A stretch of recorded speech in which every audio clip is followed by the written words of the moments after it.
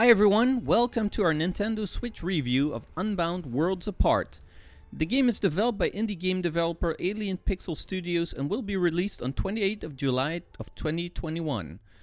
We've received a free early copy of the game, but we're in no way compensated to give our opinion of the game. Unbound Worlds Apart is a 2-day hand-drawn puzzle platformer that takes place in a dark fairy tale world where you play as Soli, a small young mage who can gain unique powers after he enters portals throughout the world. Only one power can be used at a time, such as time manipulation, incredible strength, altering gravity, and much more. To learn the truth about why Soli's world is falling apart because of a great evil, you will need to bring out your best reflexes to help him out. As you start out, you will have a very limited skill set of jumping or pushing and pulling objects. But once you proceed in the game, you will gain new skills such as double jump, wall jump, and dash. I found that you'll need to master every skill first and a combination of both of them before unlocking a new one. Even though you have only a limited skill set, I can assure you that completing the game is quite difficult, and that there were many times that I had a feeling that I didn't have in a long time. Namely, that I wanted to throw the controller through the TV because of frustration. I personally love the difficulty of Unbound Worlds Apart. Yes, it's frustrating, but I do miss the time that games were a real challenge in terms of controlling your character, but also in finding out how to solve puzzles and find collectibles. It feels so rewarding when you finally pass a section, yet you died in 100 times over.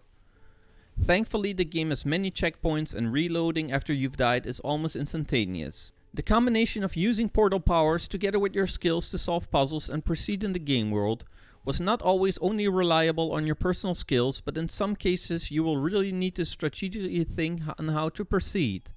This was even more the case when trying to save all mages, as there were quite a few that took me forever to reach.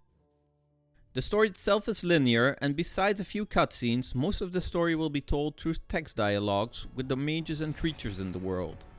Once you complete a quest, you will immediately obtain a new quest to continue the story. Just open the map to see the exact location where you need to go. Most of the map, however, is covered with a fog, so you will need to figure out yourself how to reach the next quest location. The only thing that annoyed me at times is that on the Nintendo Switch at least, there was a lag in your character sometimes.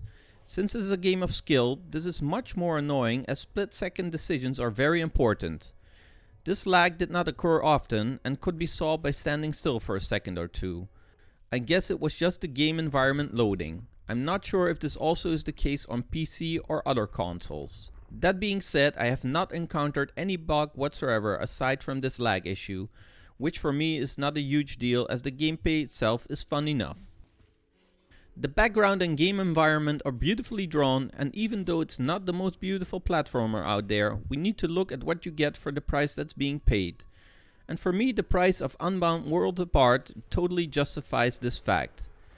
Even though the game world is not that big, I've spent more hours on completing this game than some of the expensive AAA titles out there. Once you've completed the game, there isn't much replay value in it, but getting all achievements, finding all mages, and doing the few side quests will keep you busy for quite a while after you've completed the main storyline. In conclusion, if you're up for a real challenge and can't wait to see if your reflexes and platforming skills are still as good as you think they are, I recommend you picking up this game. Depending on your skill level, it will take you anywhere from 15 to 25 hours to finish the game and find every collectible and completing every side quest. I personally like these kind of games and would give it a rate of 7 out of 10. If you've liked this review, please don't forget to subscribe and leave us a like. For now, peace out and game on.